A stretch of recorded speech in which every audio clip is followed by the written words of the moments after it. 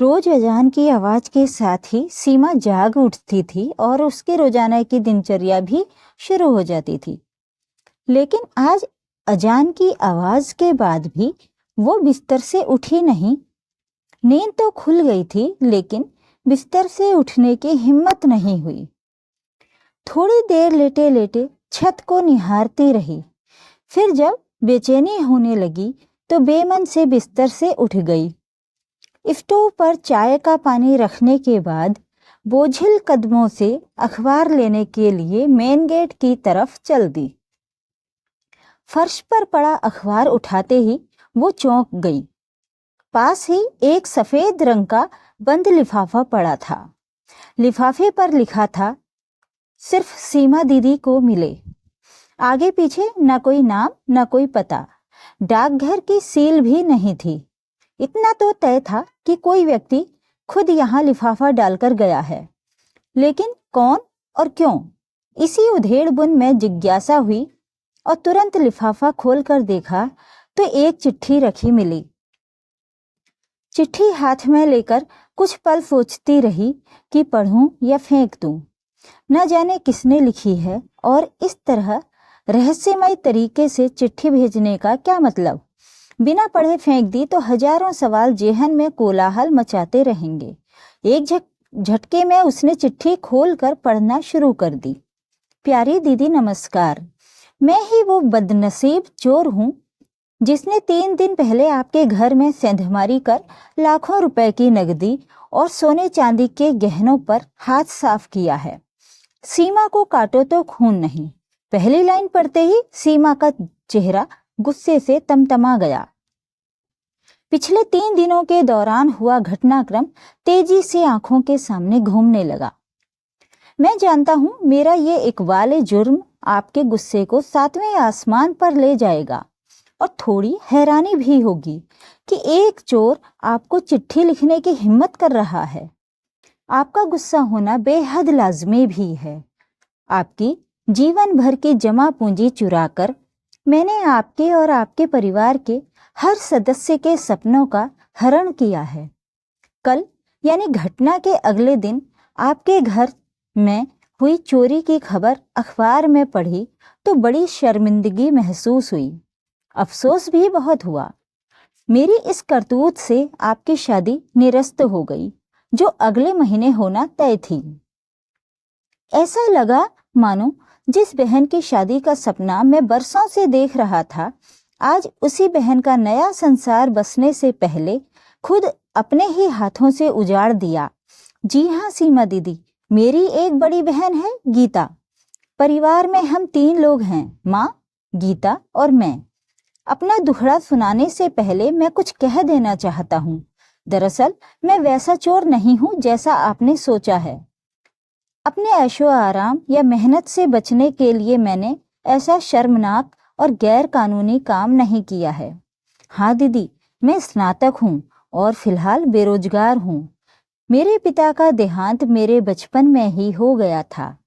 माँ ने सिलाई कढ़ाई और घरों में काम कर हम दोनों भाई बहन का लालन पालन किया और माँ के बलिदान व जुनून की बदौलत ही हम दोनों स्नातक की पढ़ाई कर सके।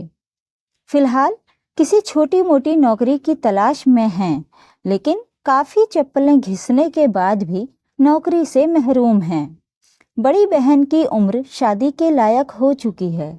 उसकी आंखों में शादी को लेकर सजने वाले सपने मुझे साफ नजर आते हैं, लेकिन घर की आर्थिक स्थिति के चलते वो खामोशी अख्तियार किए हुए है।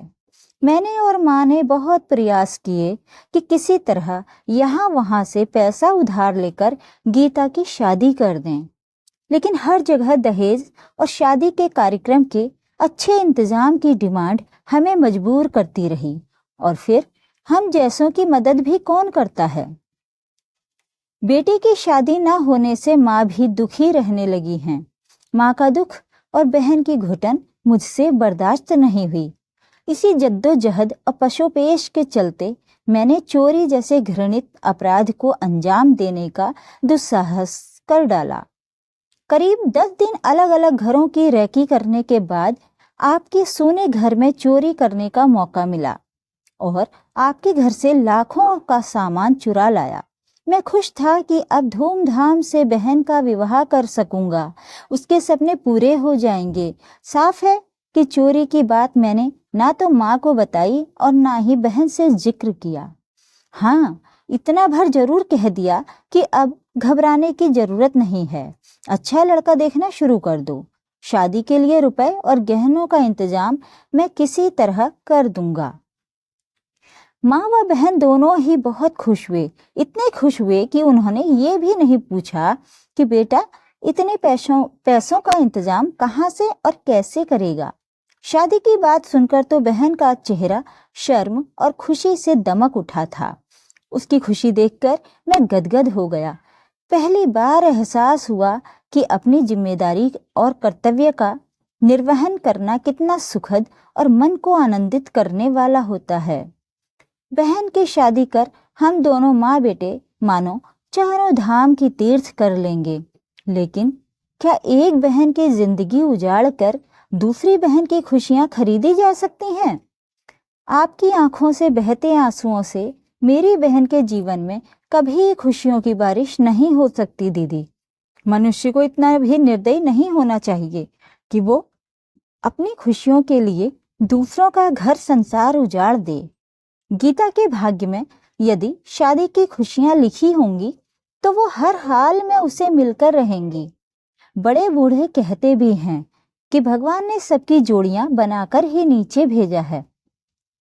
मैंने सोच लिया था कि आपके सारे रुपए और एक एक गहना आपको लौटा दूंगा।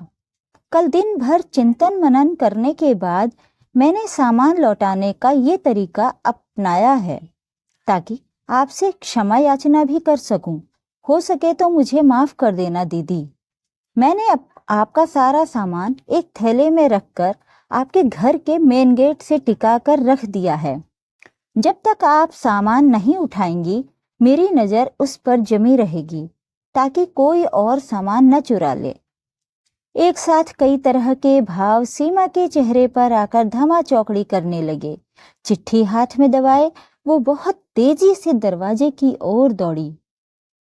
एक झटके से दरवाजा खुला। थैला वहां रखा था। जल्दी से थैला उठाकर वो अंदर ले आई। एकदम से बिस्तर पर पलट दिया। नोटों की सभी गड्डियां और एक एक जेवर सही सलामत। उसकी आंखों से आंसू और होठों पर मुस्कुराहट एक साथ थिरक उठी। सीमा ने सारे पैसे और जेवर अपने दोनों हाथों में समेटकर चेहरे से लगा लिए।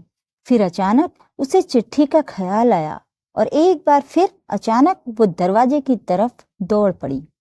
दरवाजा खोलकर उसने चारों तरफ नजरें फिराकर देखा। सूनी सड़क पर कोई भी नहीं दिखा।